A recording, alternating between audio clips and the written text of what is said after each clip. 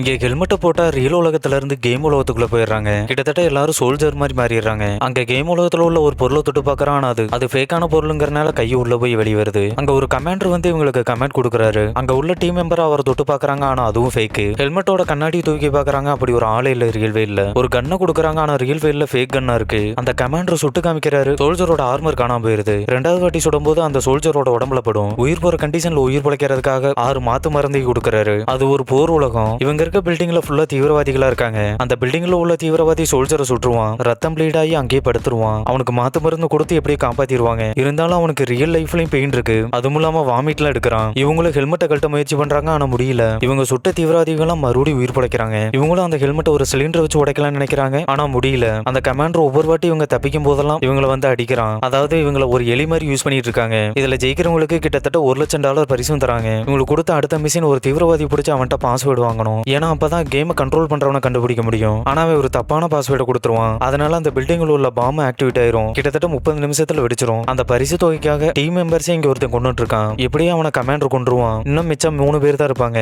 ஒரே ஒரு மாத்து மருந்து தான் இருக்கும். 2 பேர்த்த தீவிரவாதிக்கு சுட்டுருவாங்க. ஆனா அந்த 2 பேர்த்துல ஒருத்தர் மாத்து மருந்து அந்த சியாங்கிற பொண்ணு கொடுத்துருவான். எப்படியும் அந்த பாம்பை ஆஃப் பண்ணிடுவாங்க. கடைசியில இவங்க கூட இருந்த ஒருத்தன் தான் சீஃப். அந்த $1,00,000 இந்த பொண்ணு கிட்ட கொடுத்துறாங்க. அந்த பொண்ணு கோவத்துல அந்த சீஃபை கொன்றுது.